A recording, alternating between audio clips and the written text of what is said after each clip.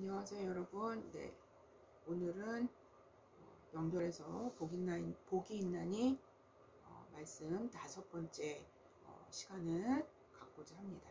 네, 그래서 의에 주려고 목마른 자 4번째 복이죠. 근데 서론까지 합쳐서 오늘은 5번째 시간을 갖겠습니다. 제가 잠깐 기도하고 말씀 증거하는 시간 갖겠습니다. 하나님 아버지 감사합니다. 오늘은 우리가 하나님의 의에 대해서 예수님께서 말씀하신 의에 줄인 자에 대해서 우리가 깨달음으로 나아갈 수 있는 그런 시간이 되기를 원합니다.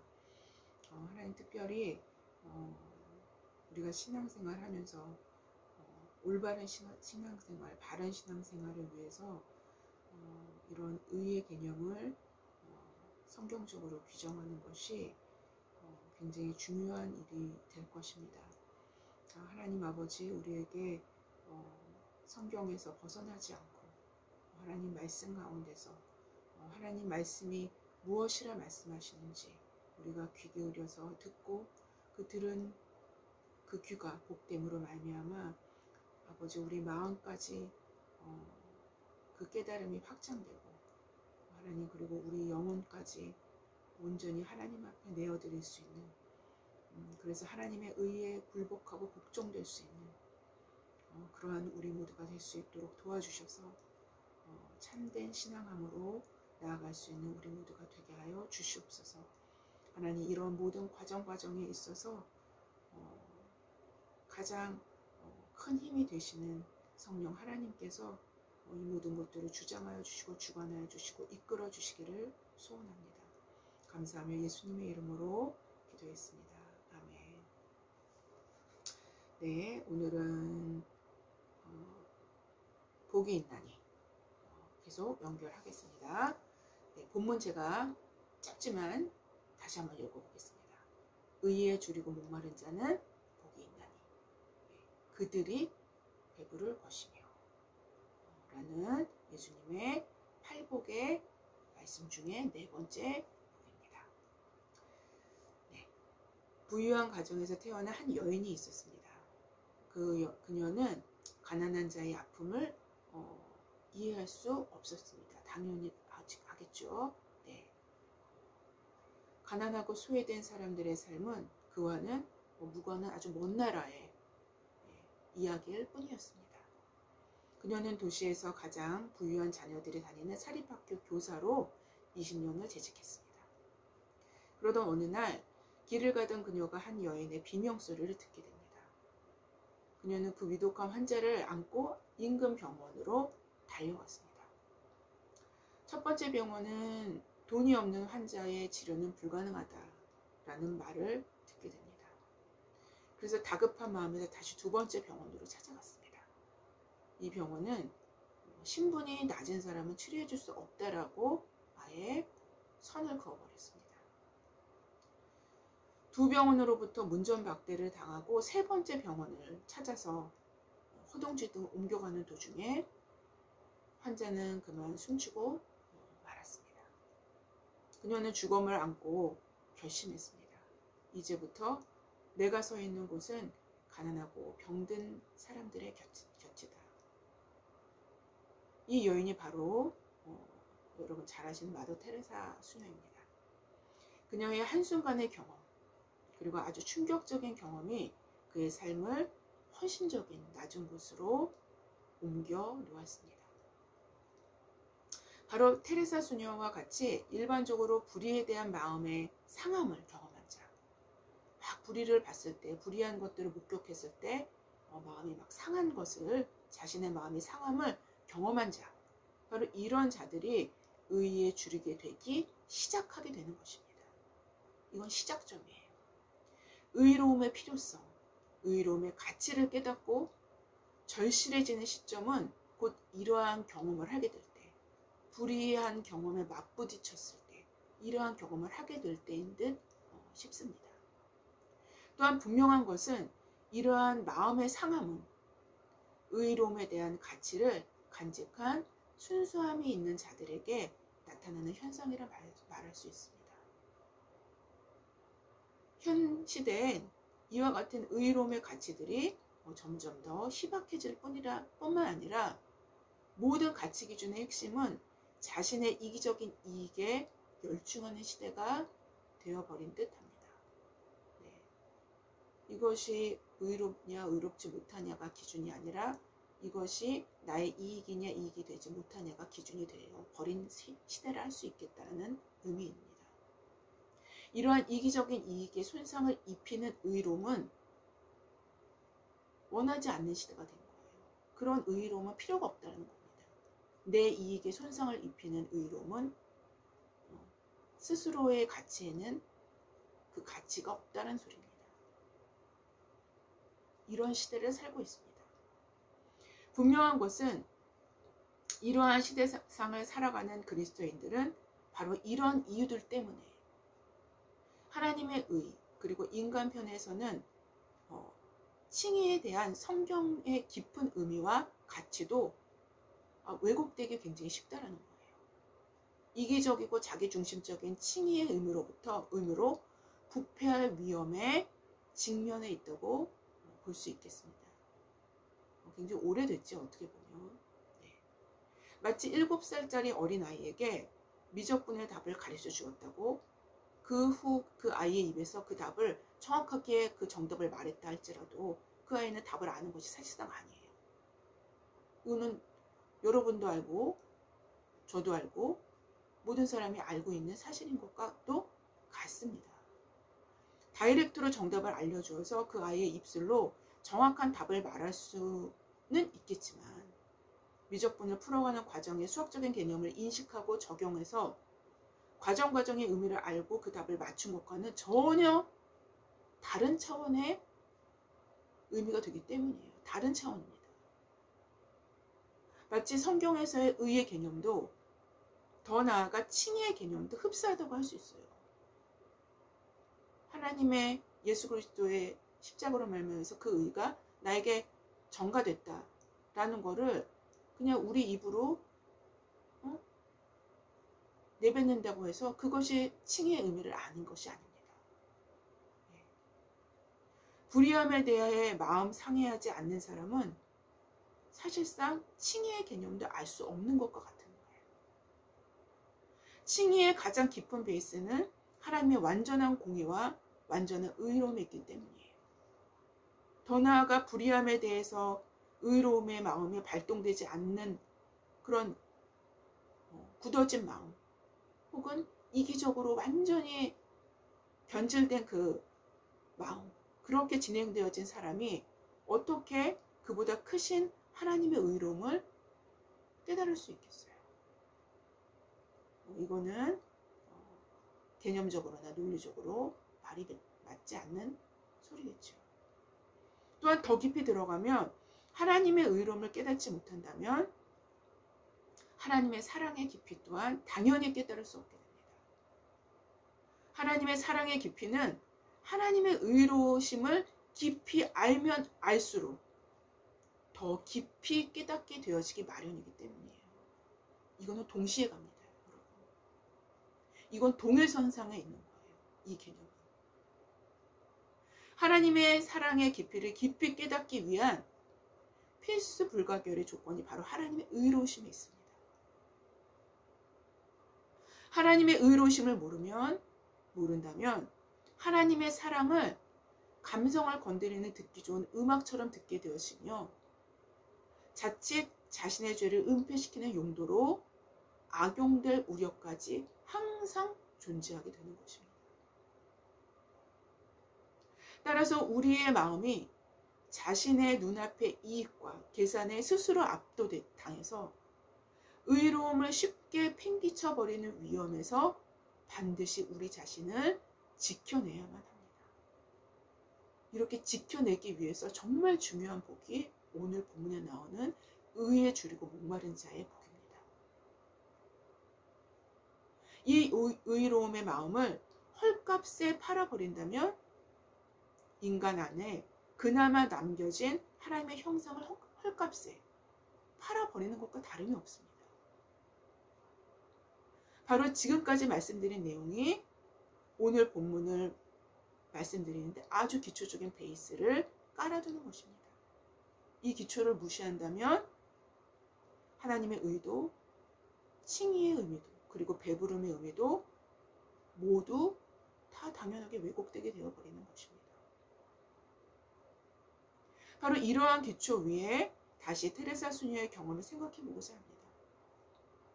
그녀는 신앙인이었기 때문에 어쩌면 이러한 경험을 하나님께서 선하게 사용하셔서 그녀를 부르시는 부르심의 경험으로 사용했을 수 있습니다.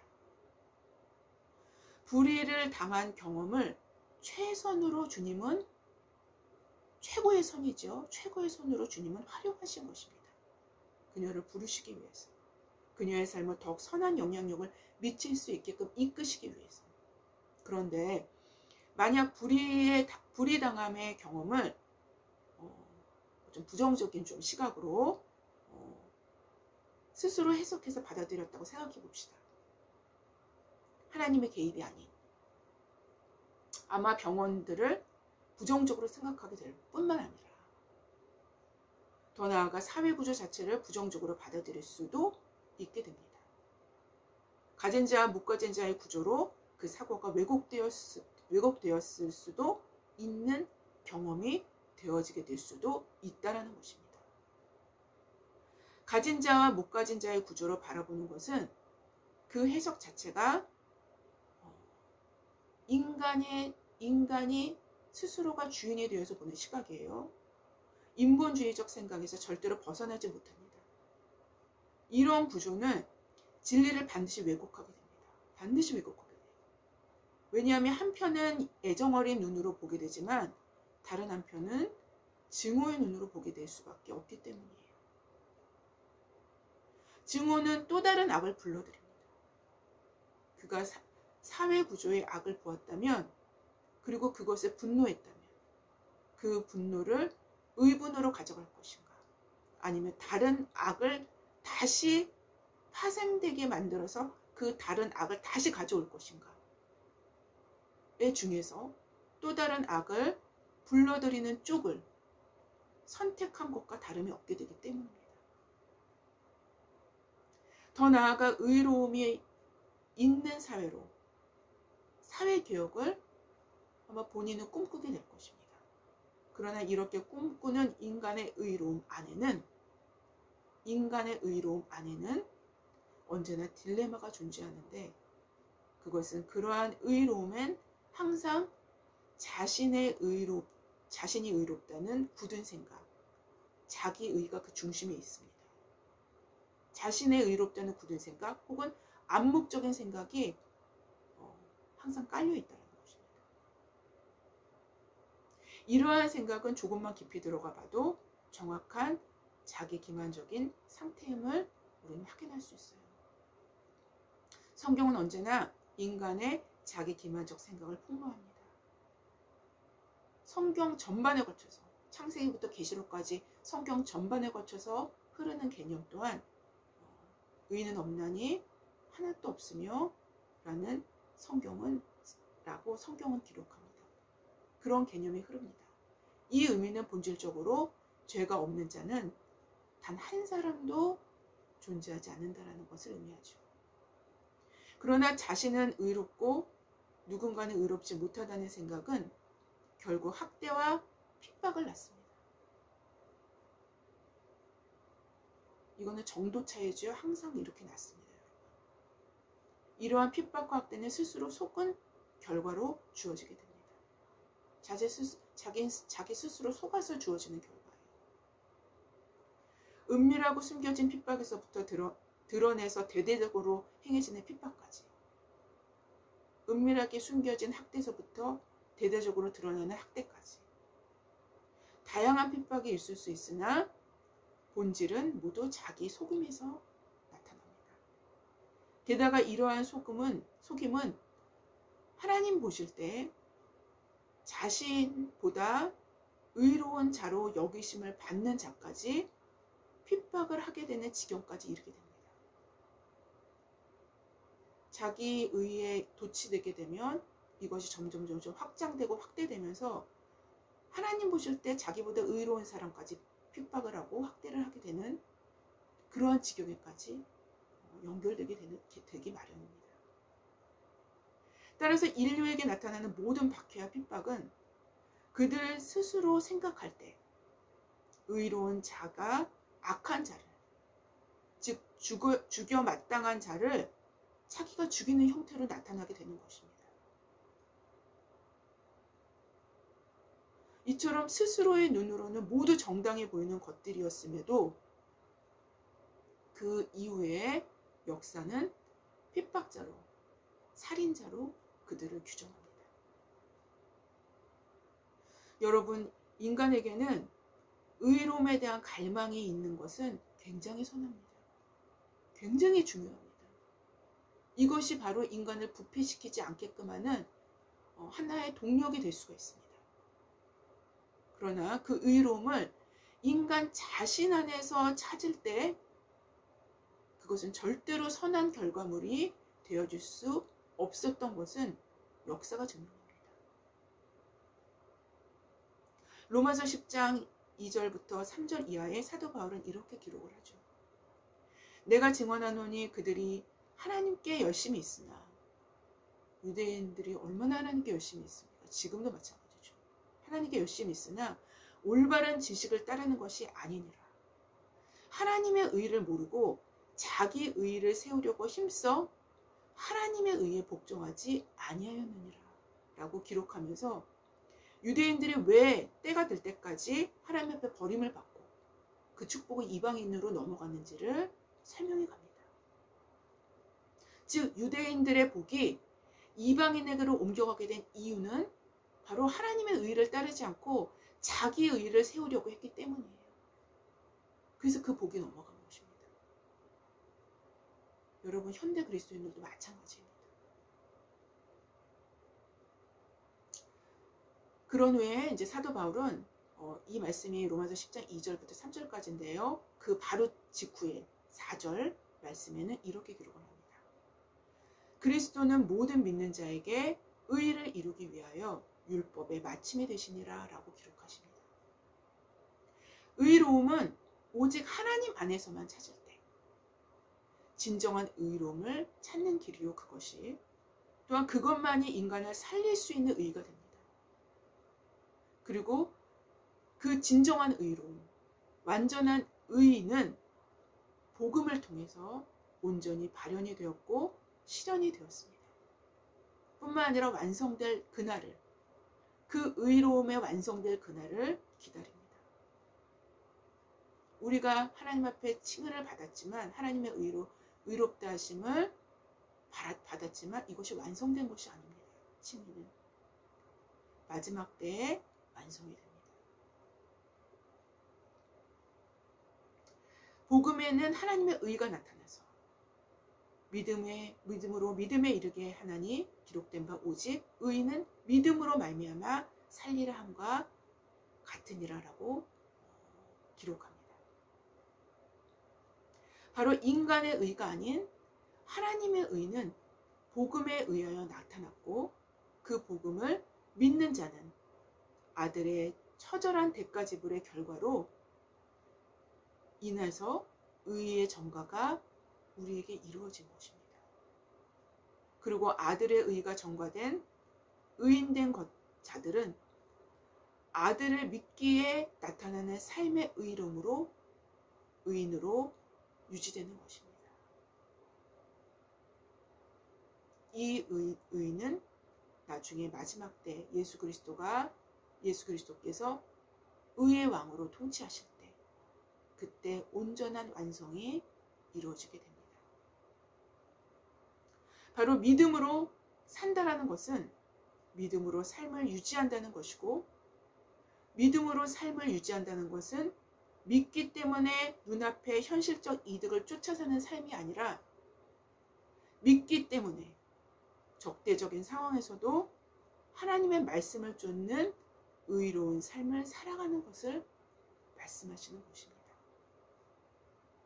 즉 그리스도인의 의의 모든 출처는 오직 아들에게 있음을 말씀하시는 거예요. 아들이 누구셔요? 예수 그리스도께 있음을 말씀하시고 있는 것이 바로 그게 복음입니다. 따라서 그 의를 실행할 책임은 비그리스도인들보다 그리스도인들이 말할 수 없을 정도로 높게 되어지는 것입니다. 의를 실행해야 될 책임감이 말할 수 없이 높다는 거예요. 칭의는 단순히 그리스도인의 위치나 자격만을 의미하는 것이 아닙니다. 물론 칭의는 그리스도인의 위치나 자격을 의미해요. 네. 하지만 거기서 그냥 딱 끝나는 것이 아닙니다. 언제나 위치나 자격은 그에 따르는 책임이 주어지기 마련인데 그 책임은 실제의 삶에서 의로움의 삶을 살아내는 것에 있다라는 것입니다. 세상에서도 그 책임을 다하지 못하면 그 책임을 묻고 그 자리를 나와야 합니다.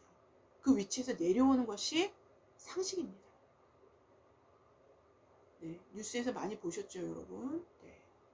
이처럼 칭의는 우리의 현재의 삶의 정황에서 실행되기까지의 모든 상황들과 긴밀하게 엮여 있고 또 포함되어 있을 때에만 복음에서 예수께서 친히 말씀하신 말씀들과 연결하고 관통돼서 한 맥을 이룰 수 있게 되는 것입니다. 바로 이제부터 지금까지 설명드렸어요. 바로 이제부터 오늘 본문을 살펴보도록 하겠습니다. 의에 줄이고 목마른 자는 복이 있나니 그들이 배부를 것이며 라고 말씀하셨어요.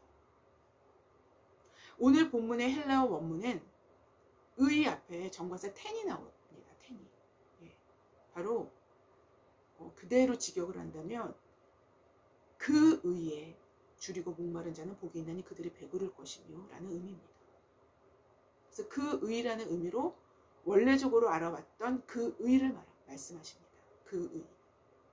그것은 의가 갖는 속성이 본질적으로 하나일 수밖에 없으며 그것은 하나님께로부터 비롯된 의로 모든 의의 원천이 되는 의임을 말씀하시는 거예요.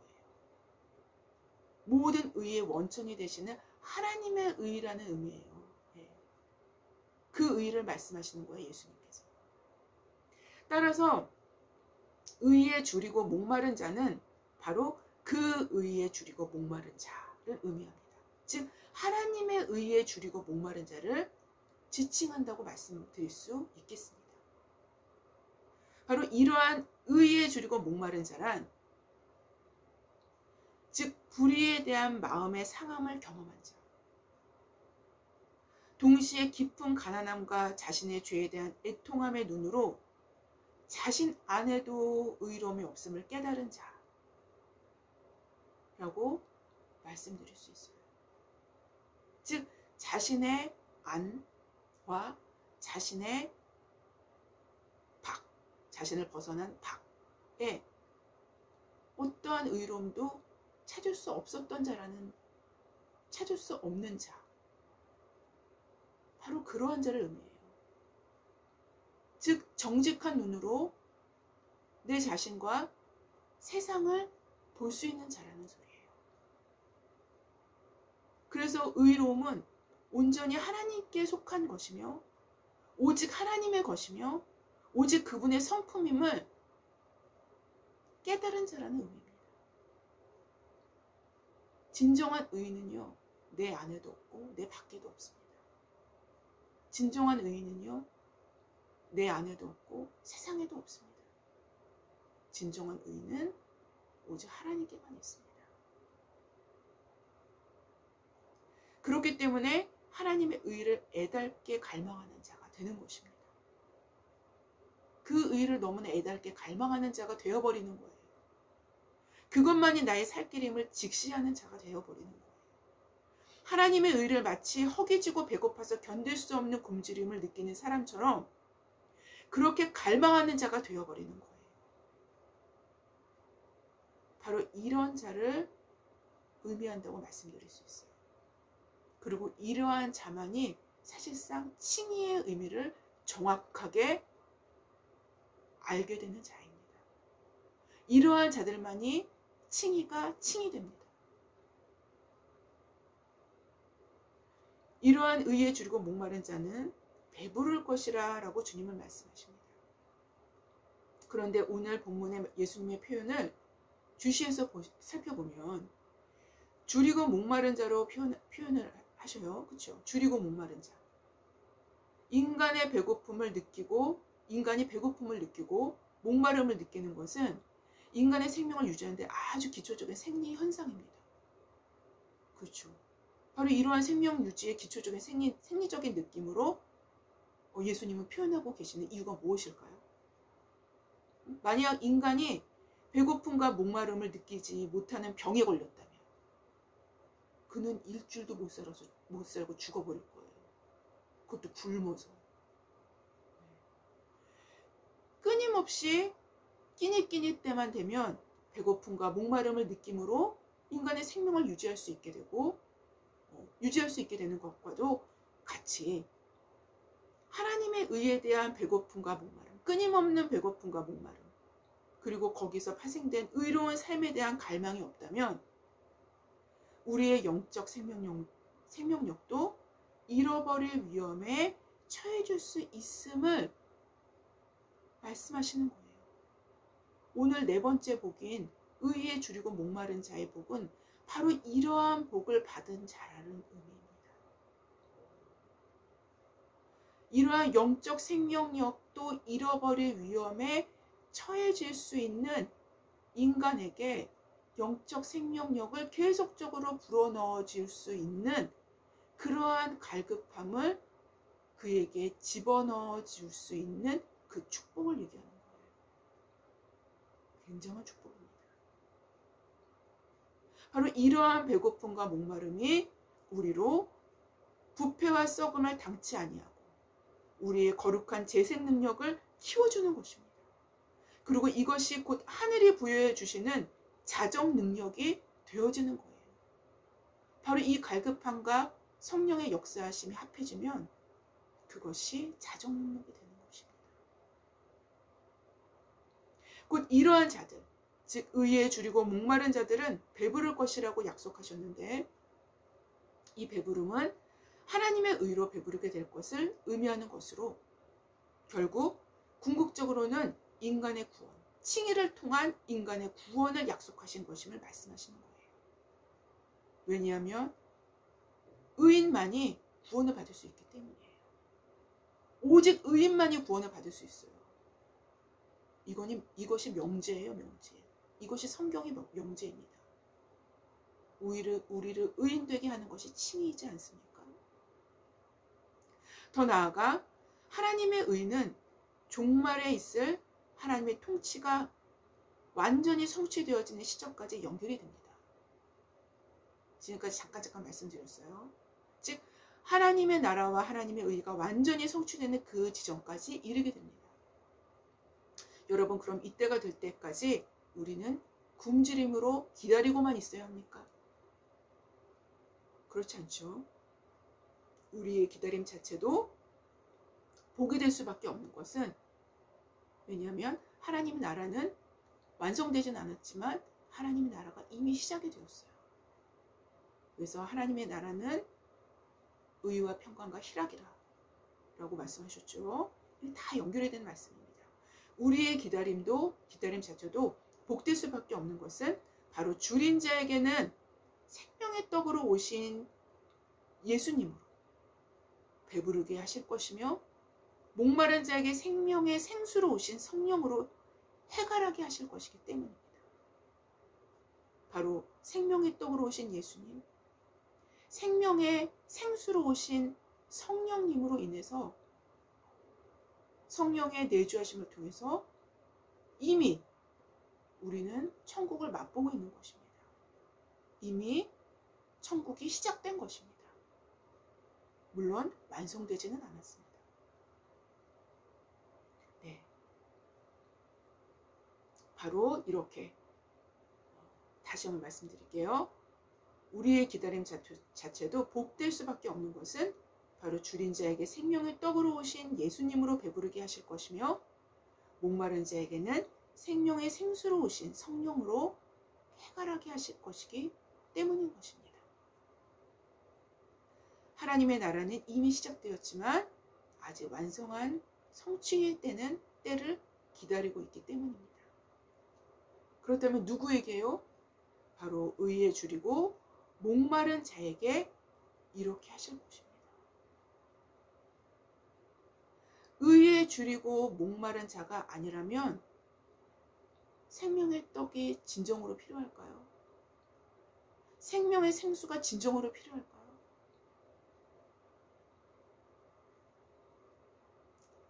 이 떡을 먹는 자마다, 이 생수를 마시는 자마다 구원을 받을 뿐만 아니라 하나님의 완전한 의가 성취되는 하나님의 통치를 미리 맛보게 될 것입니다. 아무쪼록 의에 줄이고 목마른 자는 복이 있나니 라고 말씀하신 이 복이 저와 여러분의 삶의 한복판에서 받아 누리게 되는 그러한 복이 항상 임하시길 주님의 이름으로 기도합니다. 네, 제가 잠깐 기도하고 마치겠습니다. 하나님 아버지 감사합니다. 하나님, 이 시대가 부패하고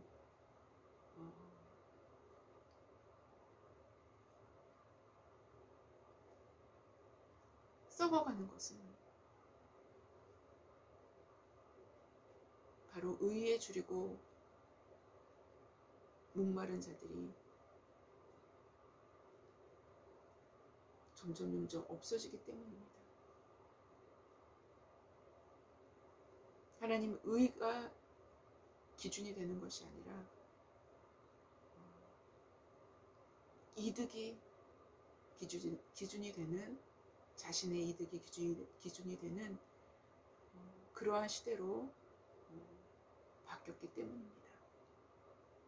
하나님, 우리가 의에 줄이고 목마른 자가 되되 하나님의 의에 줄이고 목마른 자가 되게 하여 주셔서, 하나님, 유대인들과 같지 아니하고 오직 하나님의 의로, 자기의 의로 만족하는 것이 아니라 하나님의 의로 그 가람과 그 배고픔을 채워나갈 수 있는 그러한 복된 자들로 삼아 주시옵소서. 그러한 우리 모두가 되게 하여 주셔서 하나님, 이 시대에 빛과 소금으로 살아내는 그런 하나님의 사람들이 모두 되게 하여 주시옵소서. 감사하며 예수님의 이름으로 기도했습니다. 아멘. 네, 감사합니다.